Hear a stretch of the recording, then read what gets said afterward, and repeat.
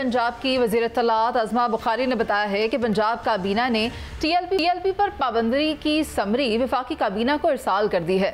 सूबे में दफ़ा 144 का नफाज हो चुका है। एक तासुर था कि आज दीनी तंजीमों ने हड़ताल का ऐलान किया है, लेकिन जो तंजीमात हैं अहले सुन्नत के तर्जुमान, उन्होंने इस बात की वजाहत की है कि आज किसी किस्म की हड़ताल की कोई कॉल नहीं दी गई। जबकि दूसरी तरफ तहरीक इंसाफ के बानी चेयरमैन PTI ने अपने ट्वीट में खैबर पख्तूनख्वा के अवाम को मुरीदके में होने वाले वाक़यात के खिलाफ एहतजाज की हिदायत की है। बानी चेयरमैन की इस हिदायत के बाद अज़मा बुखारी ने तबसरा किया। वो कहती हैं कि तहरीक इंसाफ और TLP का एजेंडा एक ही है और ख़बरों के मुताबिक बानी चेयरमैन के ट्वीट में जाम बहक होने वालों की तादाद पर पंजाब हुकूमत ने ये कहा है कि पीका एक्ट के तहत मुकदमा दर्ज किया जाएगा। सवाल तो पैदा होता है कि अपने दौरे इक़्तिदार में TLP के खिलाफ सख्त बयान देने वाले बानी चेयरमैन को क्या हो गया है जब उन्होंने आज TLP के हक में एहतजाज का ऐलान किया।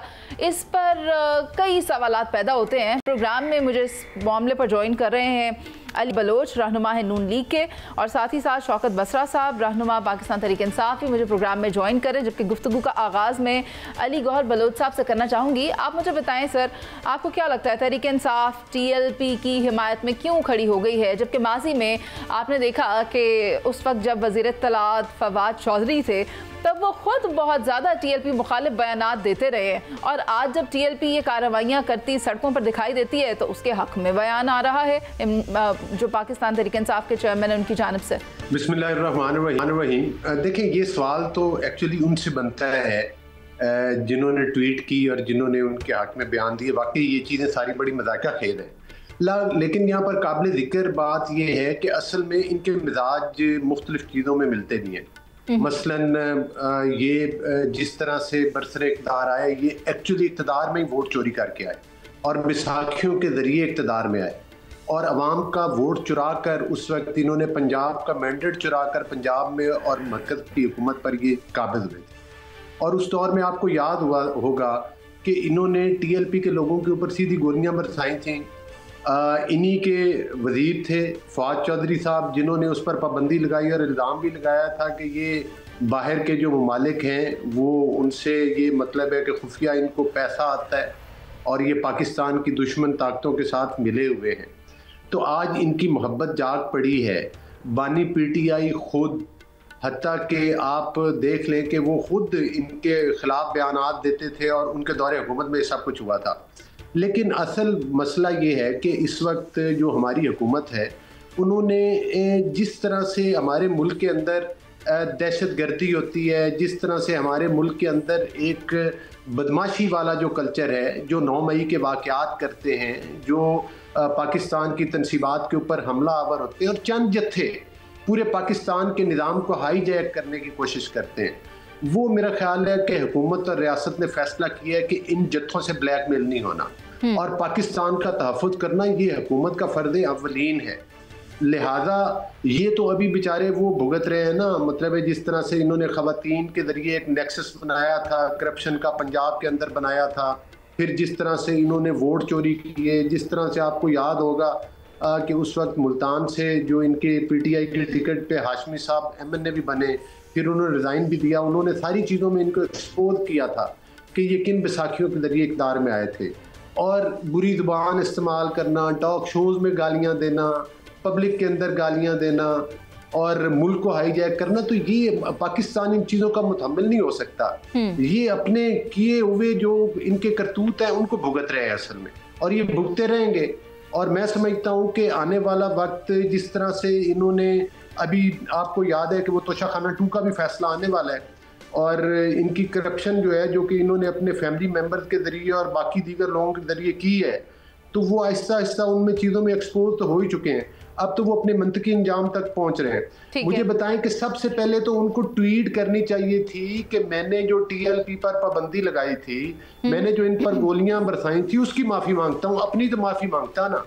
हम तो कह रहे हैं कि वो चाहे TLP के नाम पर हो या किसी भी पॉलिटिकल पार्टी का नाम लिबादा ओढ़ के जो पाकिस्तान के ऊपर हमला आवर होगा, उसको इस चीज़ की इजाज़त नहीं दी जाएगी कि वो पुलिस के लोगों को शहीद कर दें, दुकानें लूट लें जाकर, एहतजाज के नाम के ऊपर जो है वो पाकिस्तान में लॉकडाउन कर दे।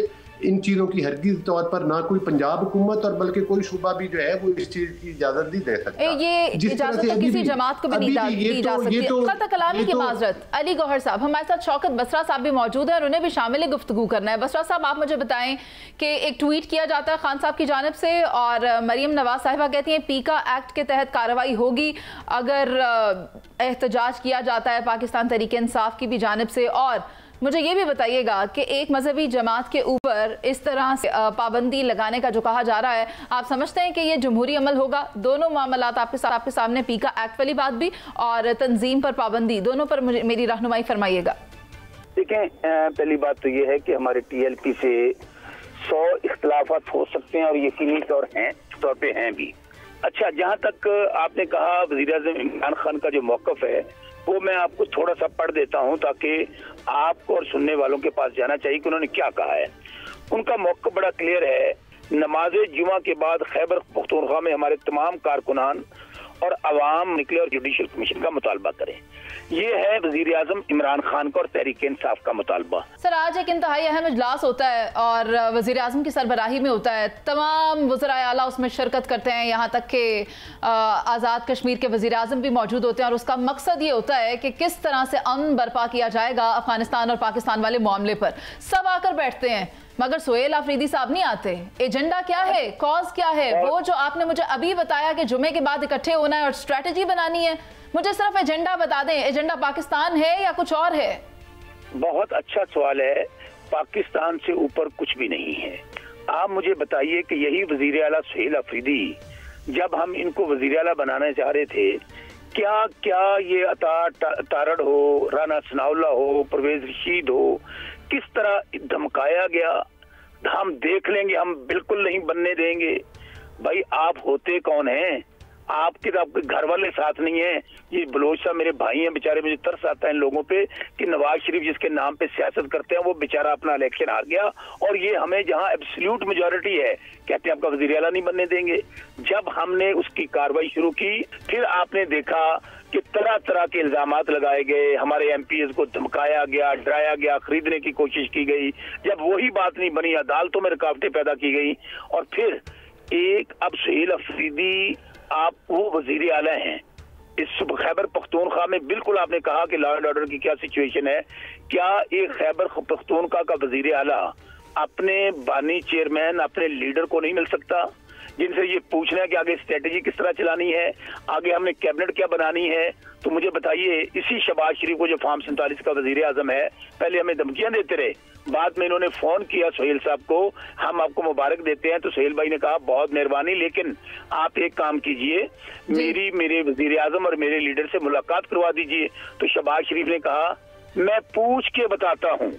ओ भाई, चले पूछ के बताना था, बता तो देते कि वो नहीं मान रहे जो आपको लेकर आए हैं।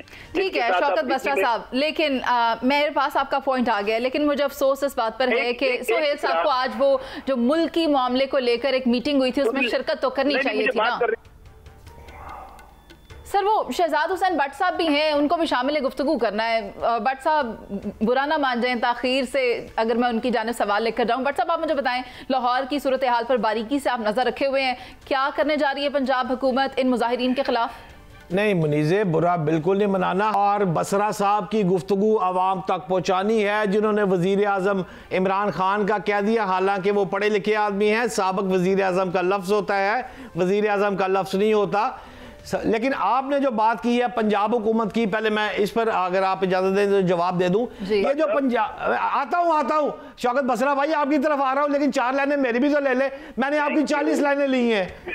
अच्छा, मुनीज़े का सवाल का जवाब दे लेने दें। वो मुनीज़े कह रही है कि पंजाब हुकूमत TLP के साथ क्या करने जा रही है, तो उसका जवाब ये है कि पंजाब हुकूमत जो है वो जनाब फौरी तौर पर इस पर पाबंदी वगैरह, जिसको हम 4th शेड्यूल कहते हैं, इंतहा पसंद जमात कहते हैं, वो लगाने के लिए उसने जनाब मरासला वफा को भिजवा दिया है पंजाब हुकूमत ने। TLP के इस वक्त 5000 से ज्यादा अफराद भी पकड़े गए हैं और लाहौर से 624 के करीब जो गिरफ्तारियां वो सिर्फ लाहौर से हुई है। और आखिरी बात, जिसमें 18/8 से लेकर 8 अक्टूबर तक जो है वो हमारा यहाँ पर दफा 144 है, यानी कि बहुत सख्ती है। लेकिन शौकत बसरा भाई, एक CM KP के आ गया, वो आगे कहता है कि मैं इमरान खान साहब की दी हुई पॉलिसी पर मनोअन अमल करूंगा। भाई उन्होंने तो बना दिया है ना, अब काबीना कैसे बननी है, मामलात कैसे चलाने हैं, सूबे में लॉ एंड ऑर्डर कैसे करनी है, ये तो सीएम का मसला है। अब ये भी इमरान खान से, ये क्या बच्चों जैसी बातें हैं। शौकत भाई।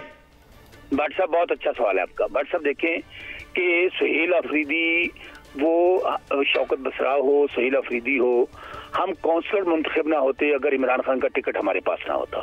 एक वजीर आला बन गया, अब वो पार्टी लीडर जिसके नाम पर वो वजीर आला बने हैं, जिसके नाम पर वो एमपी बने हैं, अब उनको इतना भी हक हासिल नहीं है कि अपने सूबे और सूबे की आवाम के लिए वो अपने चेयरमैन से मिलकर पॉलिसी ले सकें, उनका विजन ले सकें।